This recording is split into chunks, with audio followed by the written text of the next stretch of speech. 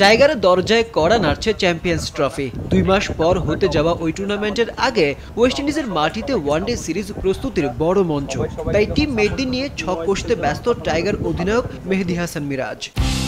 Champions ট্রফিতে অংশগ্রহণ করার যোগ্যতা অনেক আগেই হারিয়েছে ওয়েস্ট ইন্ডিজ, তবে নভেম্বরেই ইংল্যান্ডকে 2-1 ব্যবধানে হারিয়েছে ক্যারিবীয়রা। আর বাংলাদেশের আছে আফগানিস্তানের বিপক্ষে একই ব্যবধানে পরাজয়ের স্মৃতি। ওয়েস্ট ইন্ডিজের বিপক্ষে এই সিরিজে বেশ কয়েকজন নিয়মিত ও নির্ভরযোগ্য ব্যাটারকে পাচ্ছে না টাইগাররা।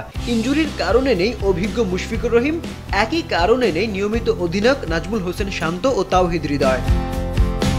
তবে টাইগারদের আশা দেখাচ্ছে শক্তিশালী পেস ইউনিট। নাহিদ রানা, তাসকিন, হাসান মাহমুদ, শরীফুল ইসলাম ও তানজিম সাকিব আছেন ভালো ছন্দে। এই 5 পেসারের সঙ্গে আছেন 3 spinner, off spinner Miraz, leg spinner Rishad Hossain ও বাহাতি স্পিনার নাসুম আহমেদ। সেন্ট কিটসে দুদল শেষবার খেলেছিল সেই 2018 সালে। সেবার বাংলাদেশের 301 রানের জবাবে 283 রান করতে পেরেছিল উইন্ডিজ। একটা ছোট ইনজুরি পরে এখানে আসলাম, কিন্তু ইনজুরি আমার কাছে মনে হচ্ছে না যে আমি ইনজুরি পরে আসছি। খুব ভালো ফিল করতেছি আলহামদুলিল্লাহ। বডি ইজ ওকে আছে, মেন্টালিটি অনেক ভালো আছে এখন। ওয়ানডে পরিসংখ্যানে বাংলাদেশ ও ওয়েস্ট ইন্ডিজ দুই দলই সমানে সমান।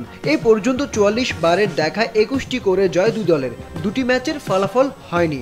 2018 সালের সবশেষ ওয়ানডে সিরিজে 2-1 ব্যবধানে জয় পেয়েছিল বাংলাদেশ। 2014 সালের পর আর টাইগারদের বিপক্ষে ওয়ানডে সিরিজ জিততে পারেনি ক্যারিবীয় দল। জামাইকাতে লাস্ট ম্যাচ শেষ হওয়ার পরে কোর্টনিওয়াল বলতেছিল যে তুমি নিজের খেয়াল রেখো এবং নিজের প্রতি যত্ন নিও, ফিটনেস এবং শিখতে থেকো, শেখার কোনো শেষ নেই। সেন্ট কিটসে সবশেষ 11 ম্যাচের 9টিতে জিতেছে আগে ব্যাট করা দল, তাই টস জিতে আগে ব্যাট করতে চাইবে দুদলই।